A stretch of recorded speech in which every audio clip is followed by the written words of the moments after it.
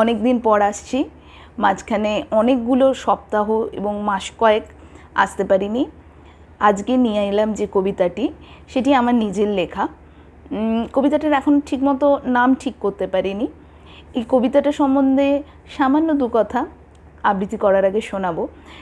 আমরা আমি আর আমার হাজব্যান্ড মিলে একটা মিউজিক স্কুল চালাই। আমরা যখন মিউজিক স্কুলটা শুরু করি তখন আমাদের যে ভাবনাটা ছিল, সেই ভাবনাটা শুধুমাত্র এটা স্কুল নয়, এটা একটু বৃহত্তর কিছু হোক, একটা কমফোর্ট জোন হোক মানুষের কাছে, একটা শান্ত শীতল ছায়া হোক, সেই ভাবনাতেই লেখা এই কবিতা।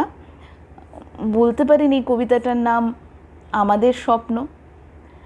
কণ্ঠে ও কলমে আমি দেবস্তুতি।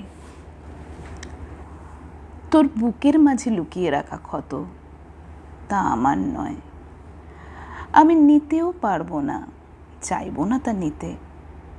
তবু তোকে ভালোবেসে আমার কিছু ভালো দিলাম তোকে। আমার ভোরের নরম আলো, খানিক গড়িয়ে পড়া স্নেহ, আমার মৃদু সমীরণ বিলি কাটুক তোর চুলে। আমার টুকরো কিছু মজা, কিছু নেহাত চটুল কথা তোর হাসির খোরাক হোক। জানি এতে ভরবে না তোর ক্ষত, কমবে না তোর জ্বালা। এসব ঠিক প্রতিষেধক নয়, এ শুধুই শান্ত শীতল ছায়া।